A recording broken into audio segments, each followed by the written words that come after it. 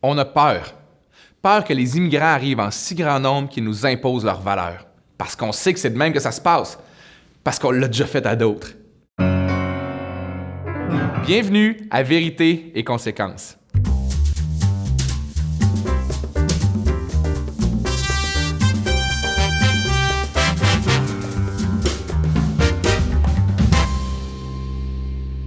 Selon la tendance générale, 40% des Québécois sont d'avis qu'on est trop accueillant envers les immigrants.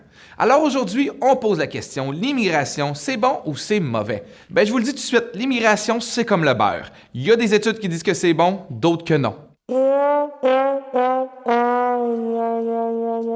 Comme le mentionne le professeur de sociologie Jeff Wright de l'Université de Toronto, le consensus pro-immigration repose en fait sur deux piliers. Premièrement, un engagement moral en faveur de la diversité culturelle. Accueillir des gens chez nous serait notre façon de contribuer au combat mondial contre les inégalités de richesse. Toi, tu peux rentrer, toi aussi, mais pas toi. Parce que c'est comme ça. Deuxièmement, le consensus pro-immigration repose sur la conviction que le pays tire des avantages économiques de l'immigration. Comme le souligne le philosophe québécois Charles Taylor, contrairement à l'Europe, les immigrants québécois constituent une main-d'œuvre formée, qualifiée et performante. Ils occupent une place importante dans la croissance économique. C'est d'ailleurs la conclusion à laquelle arrive la majorité des études sur le sujet. Par contre, certaines études arrivent à la conclusion contraire.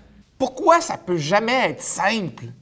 Certaines études avancent même que l'immigration représenterait plutôt un coût pour l'État, parce qu'une majorité d'immigrants recevraient au cours de leur vie plus de services publics qu'ils ne paient d'impôts ou de taxes au gouvernement.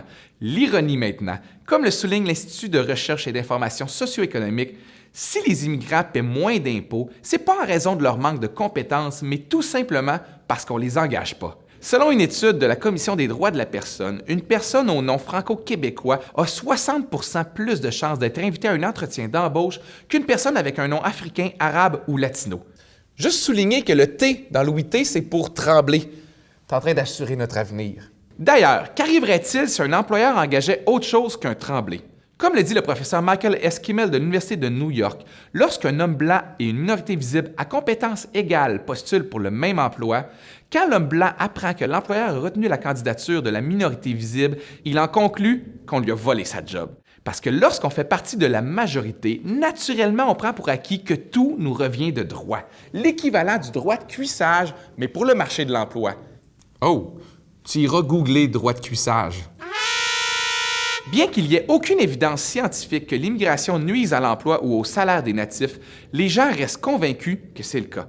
C'est d'ailleurs l'argument numéro 1 qui revient lorsqu'on demande aux gens pourquoi ils sont contre l'immigration.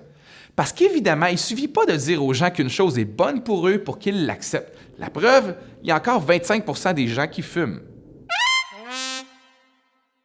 Même si la grande majorité des études démontrent que l'immigration est une bonne chose, il s'agit de la théorie. Parce qu'ensuite vient la pratique. Si en pratique les gens sont contre l'immigration, ça ne peut pas bien se passer. Un exemple, les gens ont tendance à blâmer les immigrants pour des problèmes qui étaient déjà présents bien avant leur arrivée.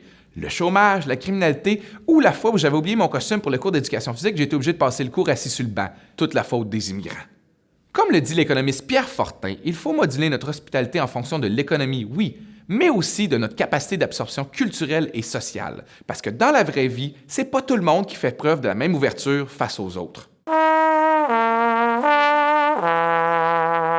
C'est une blague, là. Envoyez pas des courriels de haine, c'est juste une blague, ça. Oh boy, c'est parti! Les insultes commencent à rentrer. Alors, c'est quoi la solution? Il faut travailler à tisser des liens entre les communautés, créer des contacts. Savez-vous comment Sidney Crosby a réussi aussi bien son intégration à Pittsburgh? Les premières années de sa carrière, il habitait chez Mario Lemieux, le propriétaire de l'équipe. Alors voici ma solution.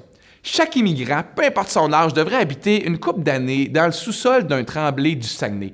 5 ans à souper devant Atome Crochu et la guerre des clans. Après ça, peu importe son nom de famille, il va être un Québécois, là. Je viens du Saguenay puis je suis même pas capable de faire l'accent. Un projet résidentiel pour musulmans en banlieue de Montréal. Non. Pourquoi quelqu'un voudrait faire ça?